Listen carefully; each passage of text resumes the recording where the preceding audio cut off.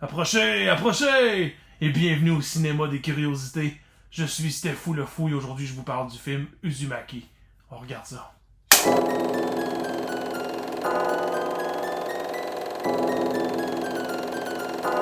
Where am I? Uzumaki, ou Spirale en français, est un film japonais d'horreur cosmique sorti en l'an 2000 et réalisé par Akihiro Higuchi sous le pseudonyme Higuchinsky. Higuchinsky est un réalisateur japonais né en Ukraine qui a en fait très peu de choses dans le monde cinématographique. Donc je pense qu'il a réalisé quelques clips. Je pense d'ailleurs que bientôt il y en a un qui est supposé sortir.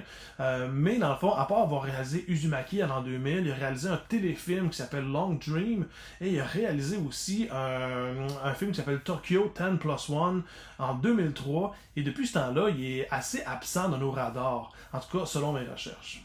Commençons par le commencement. Uzumaki est tout d'abord un manga d'horreur sorti tout droit de l'imagination cauchemardesque de Junji Ito, qui est un mangaka qui se spécialise dans le mix entre l'horreur cosmique et l'horreur corporelle. Ses histoires sont originales et super étranges, ses dessins sont bourrés de détails dégueulasses, ses personnages sont déments et son univers est un des plus fucking cool du monde de l'horreur.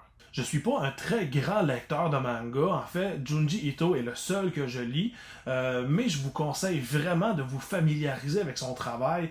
Ce qu'il fait, c'est vraiment original, c'est vraiment fucking weird. Il y a vraiment beaucoup de talent, puis si vous aimez genre Lovecraft, tous les trucs un peu body horror, David Cronenberg et tout ça, c'est comme un mix vraiment intense de tout ça. Sérieux, vous serez vraiment pas déçus. Il y a quand même pas mal de films qui ont été basés sur les œuvres de Junji Ito. Puis même si je considère qu'il y en a des bons là-dedans, il faut dire que la plupart de ces adaptations-là n'arrivent pas à capter l'essence de l'horreur intense qui est comme présente dans ses œuvres. Lovecraft, selon moi, a le même problème. Je pense que c'est super dur d'adapter l'horreur cosmique de façon efficace au cinéma. Est-ce que Uzumaki est l'exception qui confirme la règle?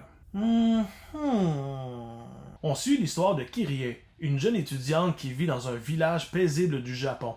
Elle a une vie normale qu'elle partage avec son ami d'enfance Shuichi et son père qui est un artisan de la poterie. Elle est parfois harcelée par un autre étudiant, Sadao, qui souhaite gagner son amour mais s'y prend mal en voulant toujours la surprendre et lui faire peur.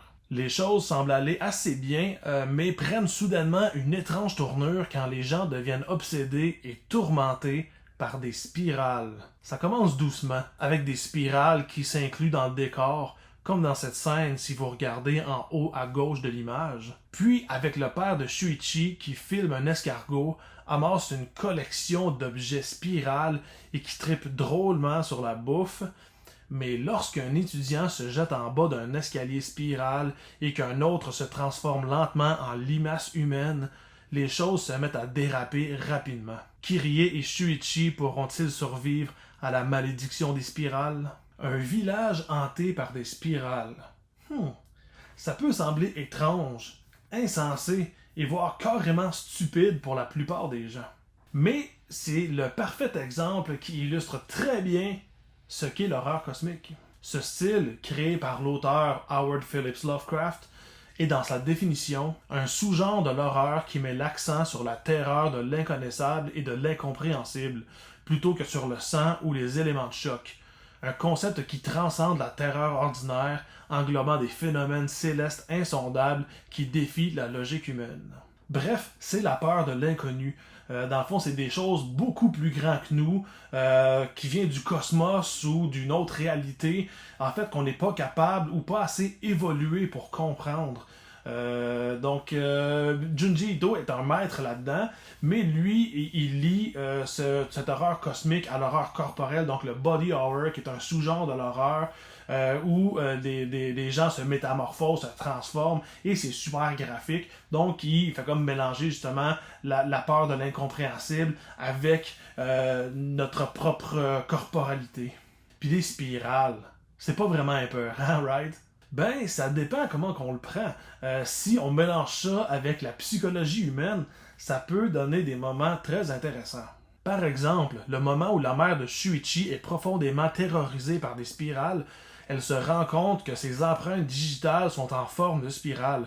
Alors elle règle la situation, disons, assez drastiquement. Les spirales.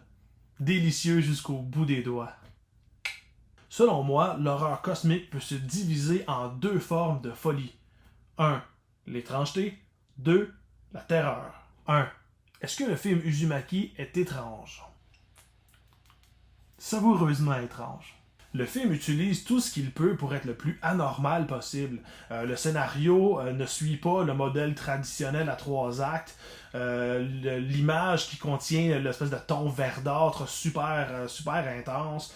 L'overacting voulu de certains personnages. Le choix de différents plans, ou même le choix du montage de différentes parties du film.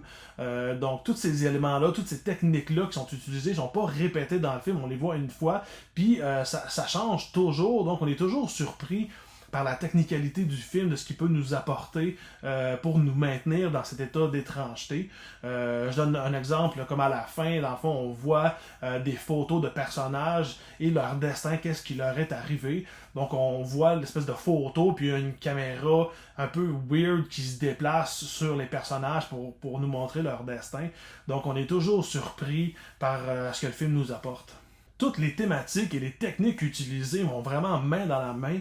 Le film nous embarque très tôt dans le ton désiré, et ce qui fait que les scènes weird qui nous sont apportées, ils détonnent pas les unes des autres nécessairement. Ça fait juste amplifier l'espèce d'anormalité qui règne dans le village. 2. Est-ce que le film est terrifiant? C'est un peu ici que des points qui se perdent, parce que le film prend tellement de temps à être weird qu'il en oublie un peu d'être effroyable.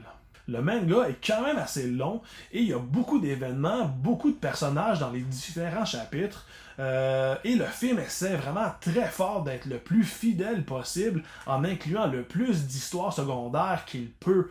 Dans un sens, c'est très très cool parce que on sent vraiment le respect pour l'œuvre originale, puis ça, j'adore ça.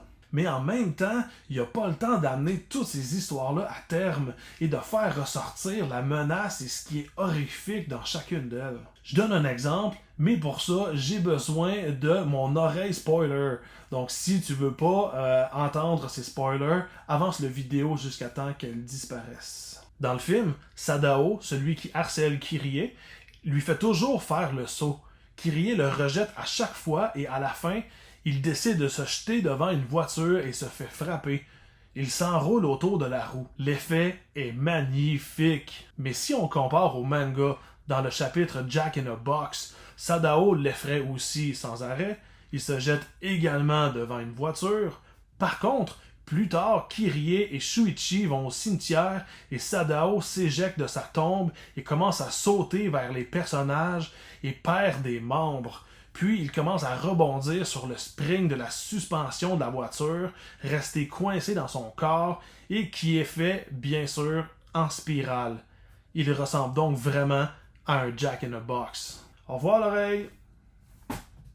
Ce qui arrive est beaucoup plus horrifiant et la vie des personnages principaux sont en jeu. Tu vas me dire, ben oui, avec le petit budget du film, ça aurait été impossible de reproduire ça. Ouais... Puis non! Je trouve souvent que l'excuse du petit budget est disproportionnée.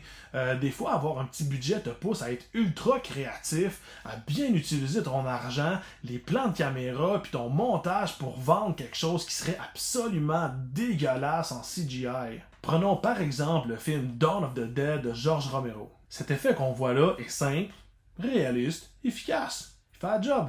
Et maintenant, un extrait de Land of the Dead fait par le même réalisateur avec beaucoup plus de cash money. Je veux dire, on y croit pas une hostie de seconde.